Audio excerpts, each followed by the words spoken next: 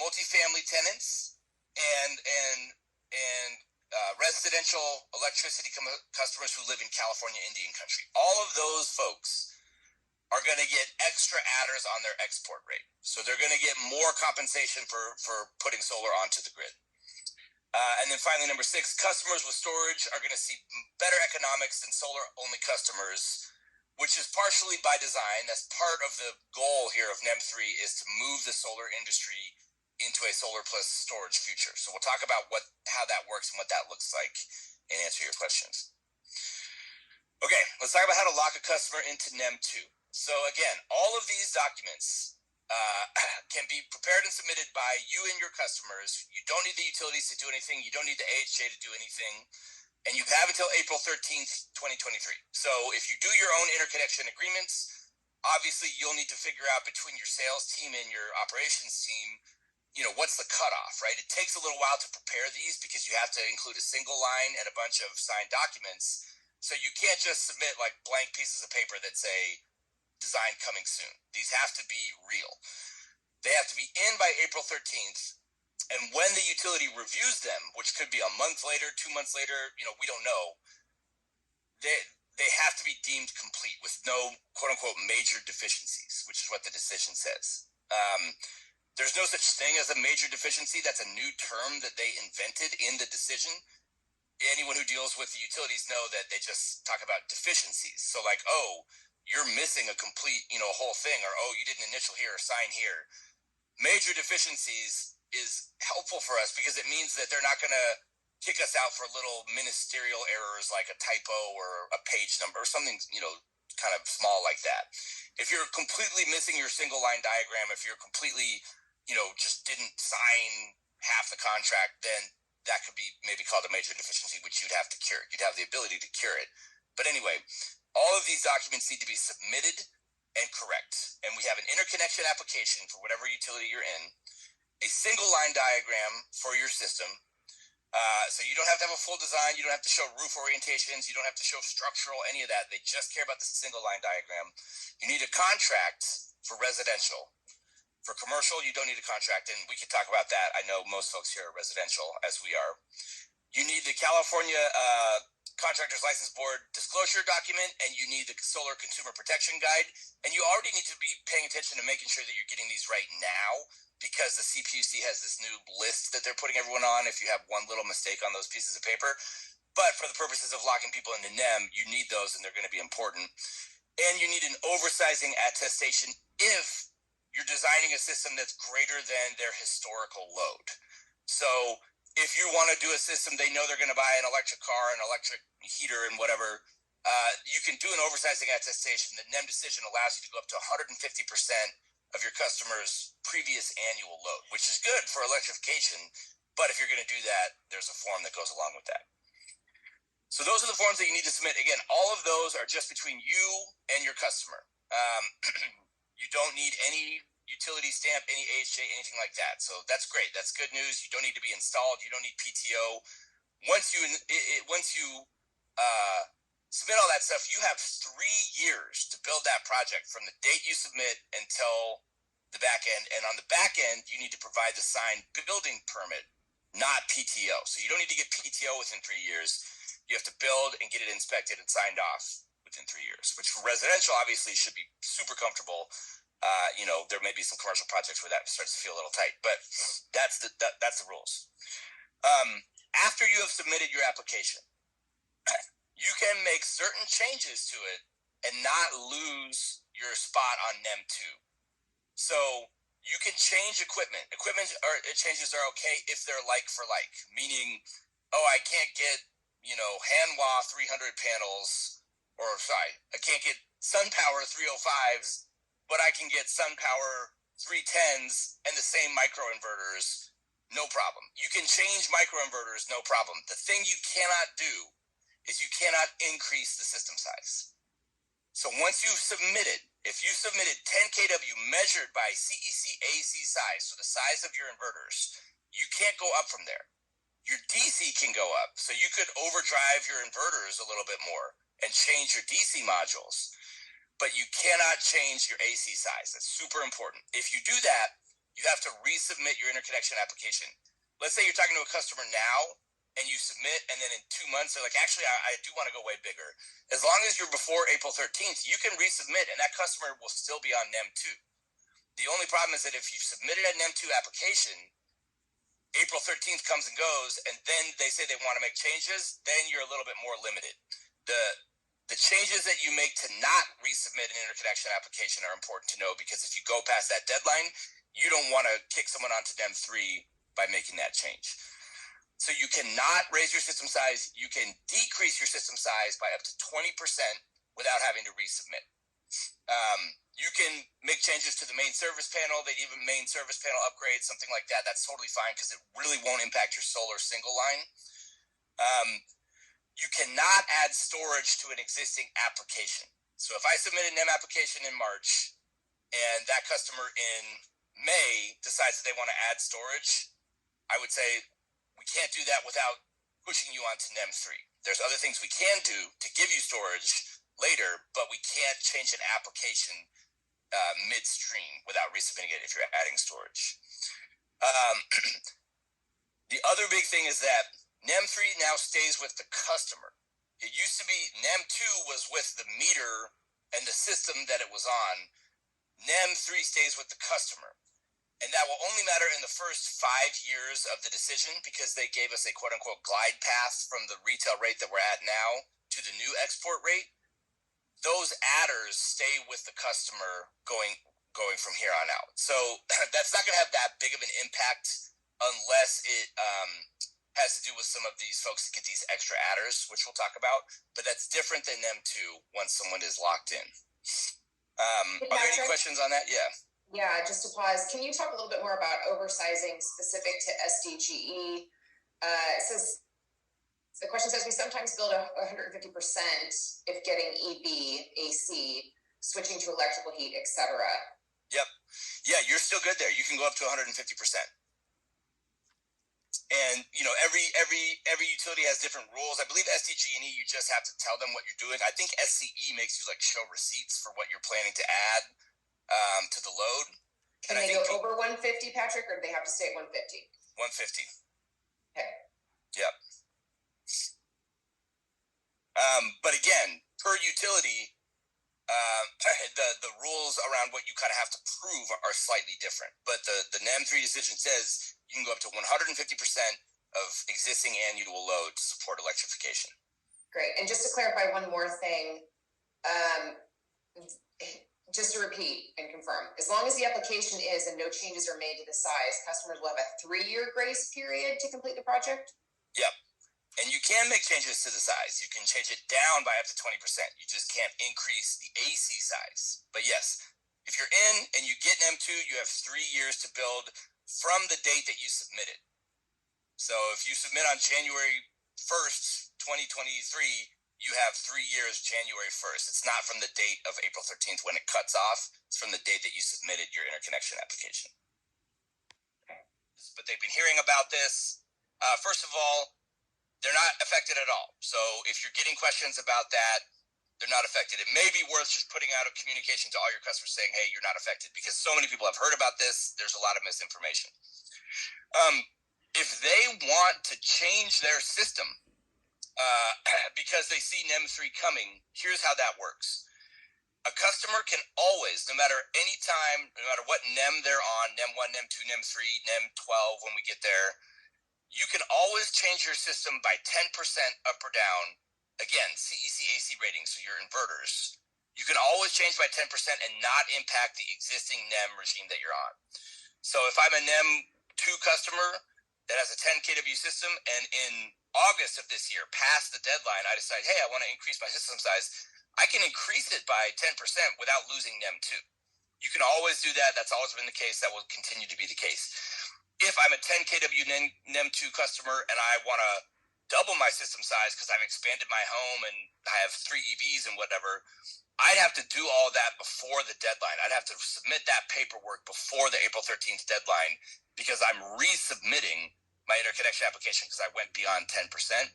So if you want to do big changes to your system, you got to do those before the deadline. If you want to make small changes of 10% or less, You can do that anytime without losing your NEM status. Existing customers can always add storage and stay on their existing NEM rate. This is different than how they treat applications in process. So there are some distinct differences between what happens with existing customers and existing applications. An application that adds storage has to resubmit their application. An existing customer that adds storage doesn't change anything about their NEM status. So if you're a NEM 2 customer now and you want to add storage, there's no rush to do so before the NEM 2 cutoff.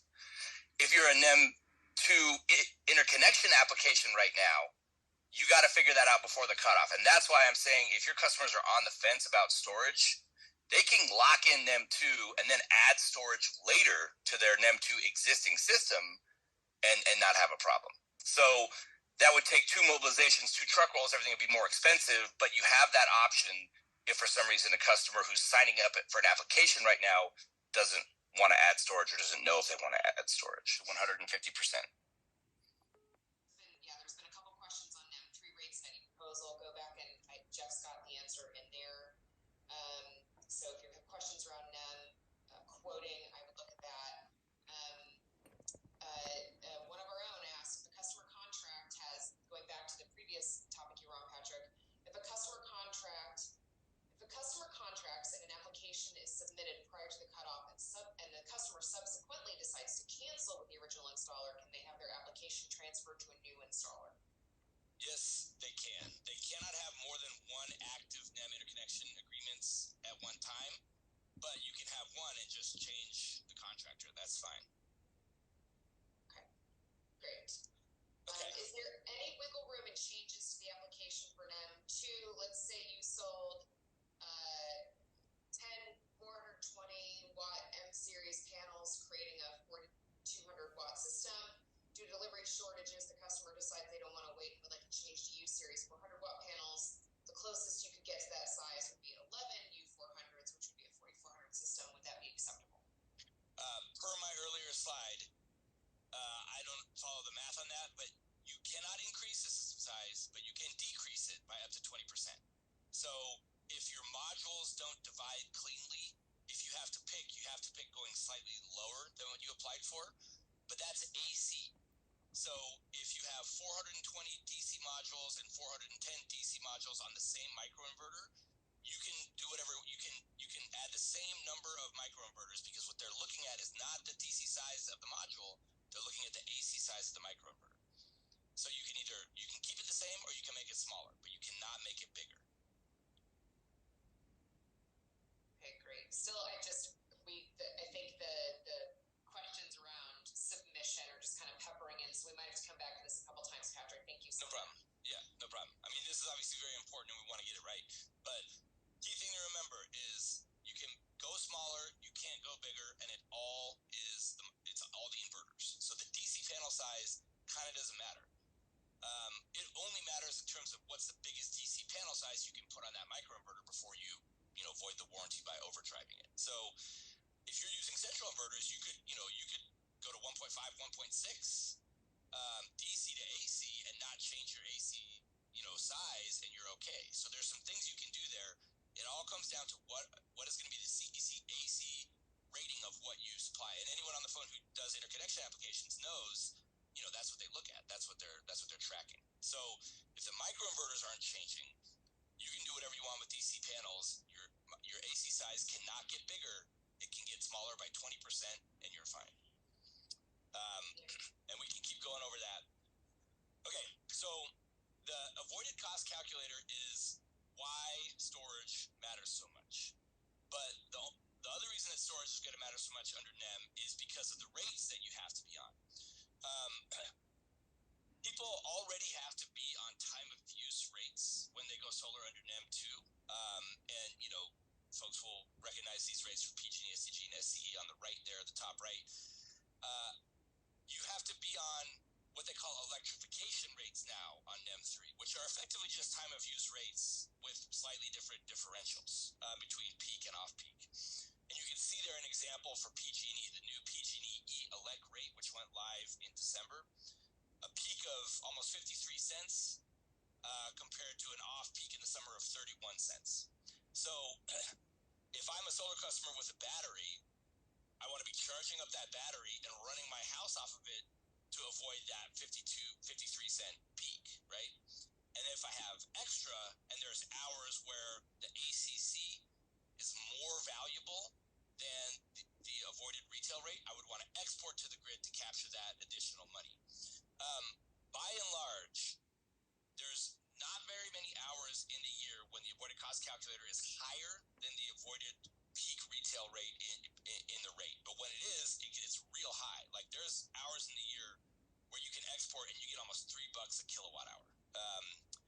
And this is, again, is a function of stress on the grid. You'll notice that all these expensive hours are going to be in like your, July, August, September is when we've typically had big heat waves that put a lot of stress on the grid where we do have rolling blackouts. That's what's driving the ACC's value of those hours. So the ability to have storage both to self-consume, to avoid exports when solar power is really cheap and you don't want to put it onto the grid, and then to time your exports for when it is expensive is going to be a critical piece of delivering the best customer economics on NEM 3.0. So, everyone, the solar industry has been talking about storage for years. Obviously, we do it; it's a big part of our business, but it's the future. So everyone needs to get really comfortable with modeling storage, talking about storage, selling storage, etc., because NEM 3 and the ACC really are going to make storage much more attractive than solar only. Solar only is still going to work. I mean, the payback is definitely going to be longer than what it is today or what we've seen historically, but it's still not a crazy investment by any means. And there's going to be plenty of folks that still do NEM 3 solar only.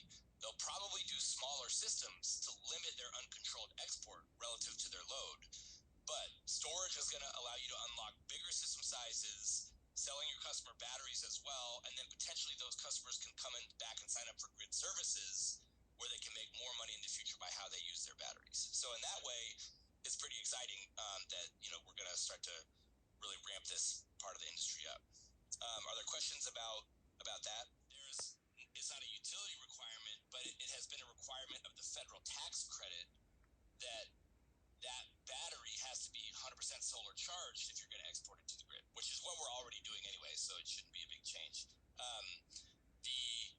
Now, there are rules when you get an S-chip rebate, and we'll talk about that coming up here, that you have to cycle your battery a certain number of times, but that's agnostic as to discharge versus export. You can discharge your battery a lot, and it never might export to the grid because you're consuming it at your house.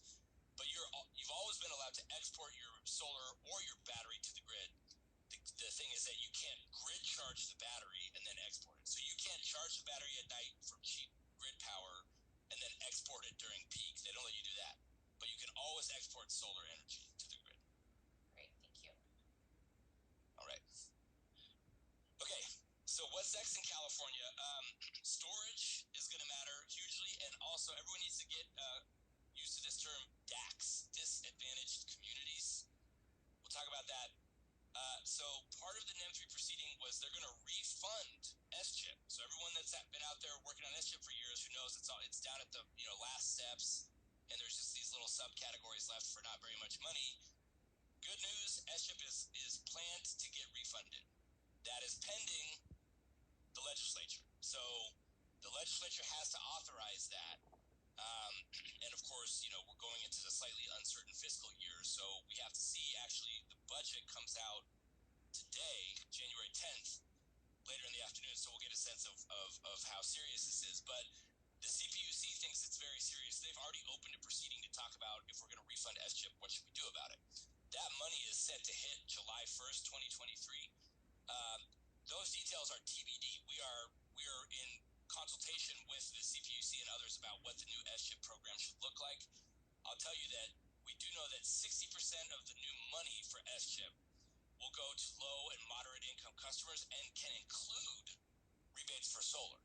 So you could go forth in S-chip starting next year and get a rebate to do solar plus storage. So it's kind of like combining the old CSI and S-chip for batteries, and the rebates will be eligible for both. So that's exciting.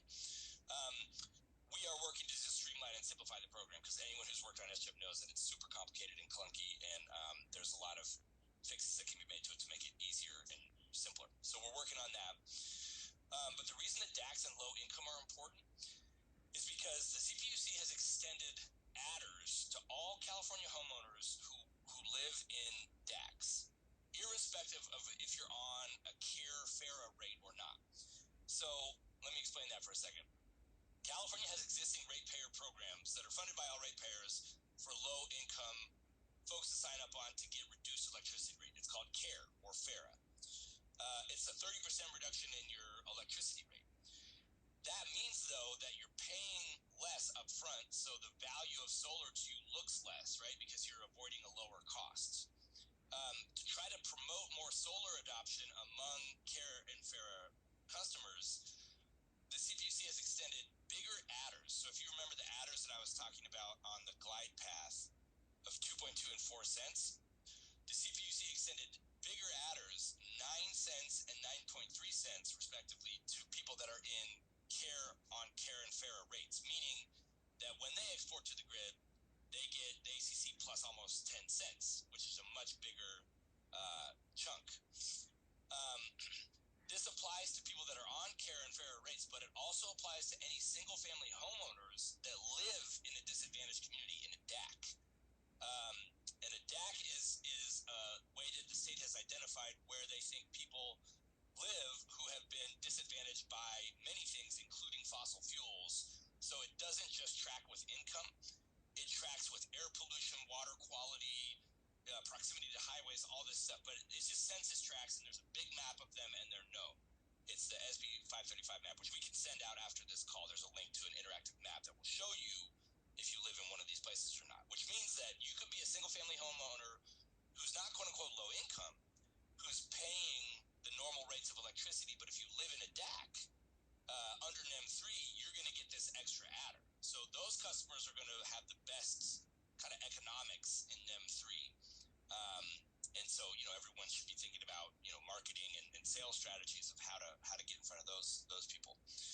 Other than that, there's some big changes coming on the heels of NEM to how California is going to do electricity rates. One of the elements of the electrification rates that people have to be on NEM is that there's a higher minimum bill, a fixed charge. So it's not a solar tax, but it's a fixed charge on the bill. Right now, that's $10 for all residential customers across the board because there's a California state law that says it can only be 10. That law was rescinded this last year. So there's going to be higher minimum bills on customers. For example, the PG&E electrification rate has a fixed charge of $15 a month rather than 10. And that's expressed by a meter charge, which, on the bill is a meter charge per day, but it's a monthly charge to be on that rate. There's a proceeding open at the CPUC right now that's going to change that to be income graduated. So no one knows what the numbers are or how it's going to work, but it means that you could foreseeably, if you're a high income person in California, you could have a fixed charge of, $20 or $25 rather than $15, and it will be whatever is greater, the minimum bill on your existing rate or the minimum income graduated fixed charge. So that's not going to be sorted out for another year or two at least. But I just wanted to give everyone a heads up that, there's going to be more changes coming to how rates work on the heels of this. And it's going to more for those people, because you can't get out of that fixed charge, right? It's just going to make battery storage more attractive because you're going to want to do everything that you can to maximize value because you're going to be paying an additional $5 or $10 a month regardless. And, you should start to get comfortable about disadvantaged communities and low income because that's where a lot of the incentives are going for people to install solar and storage. So, Patrick, one question on storage and then a couple other miscellaneous questions. Question, adding storage post April 15th to a previously installed system. What will change with the previous NEM pre-3.0 agreement going forward? Nothing, you're good. If you add storage to a NEM 1 or NEM 2 customer, anytime they stay NEM 1 or NEM 2. And that includes, at least as far as we know right now, and we're clarifying this with the CPUC, people that sign up for NEM 2 in between now and April 13th. So if you sign up for NEM 2 on March 1st, and then you install your system in August, and then you add storage next year, you're still NEM 2. Great. Great, thank you for confirming. Now to utility rate plans. If a customer changes utility rate plan after locking in NEM2, does it affect NEM2 status? For example, could you change from a time of use plan A to a time of use plan B, or change from a care rate plan to a non-care rate plan, etc.? Under NEM2, you can make those changes. Under NEM3, you're mandated to take service on these time of use rates that you're seeing right now. ELEC, EVTOU5, and TOUD prime. So under NEM2, you can make those changes, and people go between ETOU and EV2A if they get an electric vehicle and all that stuff in PG&E. So that's fine now under NEM2, and will continue to be fine under NEM2. But under NEM3, you have to take service under these rates. You can switch between care and not care based on your status always for all customers. That's kind of outside of NEM and doesn't impact it. Okay, good, thank you. And then there's a question around the $15 minimum delivery charge. Is that only for NEM3? That's for the rate. That's for the ELEC rate in PG&E. So to be clear, that's an electrification rate that anyone can be on if you want to be on it. You don't have to have solar to be on that rate. But if you do have solar, you have to be on that rate. Same is true of EVTOU5 and TOU. For both NEM2 and NEM3, Patrick? For NEM2, you're not mandated to take service on that particular rate. So for NEM2, you have to be on a time of use rate, but you can choose between a couple different time of use rates. Every rate has a different minimum bill or fixed charge embedded in that rate. Historically, that's been maximum of $10. That's now changed because that law was rescinded. So we will probably start to see different rates that are available to all customers, not just NEM customers, that have a different fixed charge baked into them that are out there in the world. It's just that if you're a NEM3 customer, you have to be on these rates that they're showing here. Okay, thank you. And then going back to DAC for a second, to confirm, DAC and low income has no bearing for SDG&E customers on NEM3. Everyone has the same rate? That is correct, because SDG&E was determined to be so expensive already that no adder was justified. Got it, thank you. However, there are going to be adders to the ITC because of the Inflation Reduction Act, depending on where you live and in what category you're in. But that's a separate, that's federal. That's a separate thing, and that's coming soon. We're going to have guidance on that soon. So there will be benefits to serving low-income customers with the ITC, and that applies to both, all PG&E as well. For SDG&E, though, there's no adders at all for anyone. And for commercial, I should just say to the folks that still that are doing commercial, there's no adders for commercial as well. You just go straight to the avoided cost calculator.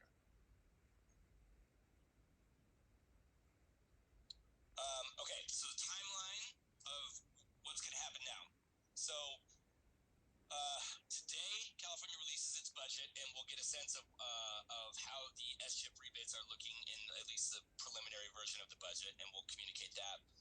The next thing that's coming up is on January 30th. The utilities are going to publish their advice letters for how the details of the implementation of the NEM3 tariffs. So this won't functionally change any of the big ticket items that we've talked about, but we'll be closely watching the details of how they want to roll these out, and we'll be probably protesting them and talking about them and commenting on them at the PUC.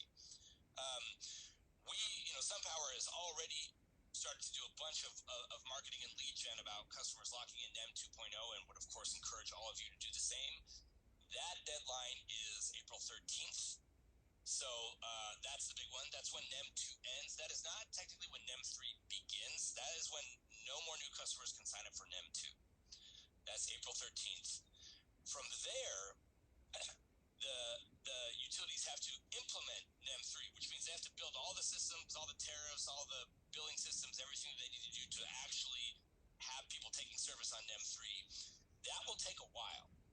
So for customers that sign up for NEM on April 14th, 2023, they'll be a NEM 3 customer. However, until the utilities get it together to actually implement and bill people on NEM 3, they'll be billed on NEM 2 until that time. So you can't sell that long term. They might get a year of NEM 2 benefits, and I guess that's nice. But, long term, they'll be on NEM 3. The final decision said SCE and SDG&E want you to fully implement NEM 3 within a year. PG&E, you have 18 months because you have a bigger service territory. That could take longer. We don't know. So the utilities, historically have never done anything on time. So it's conceivable that a customer who signs up for NEM on April 14th after the deadline could be on NEM 2 for, even a couple years. But they will be migrated onto NEM 3 as soon as that system is ready for implementation. They won't, they don't have a choice, and they're not going to get a lot of communication about it.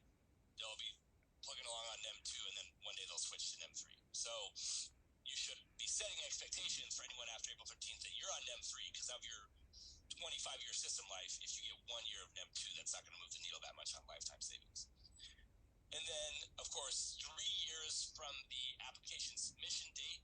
So at the very latest, April 13th, 2025, if you got your application in, right under the radar, right under the deadline, you have to build and get inspected and have your final signed-off permit card and turn that into the utility by that time. You don't have to have PTO.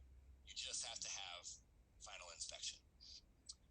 So all of this comes along with quote-unquote utility discretion to extend NEM 2 to customers if the utility caused a delay. But the CPUC gave the utilities the ability to kind of police themselves on this one, so I don't think we can expect anything better than the bare minimum. So I think we should orient ourselves around these dates. If there's something where you submitted on April 12th and the PG&E's website crashed because their server went down, and so you don't know if it got submitted or not, those are the kinds of things where we can say, hey, you have to give this person NEM 2. And we'll be, very attentive to those and fighting for those. But broadly, these are the dates that we should expect. Timeline. Okay. Well, that's my full agenda. So I guess we could, I don't know, what do you think, Mary? Are there sort of general Q&A or anything, or yeah, one actually just came in, and just a reminder, y'all, people seem to be putting in the chat. The chat is fine. The Q&A is fine. I'm trying to catch them all.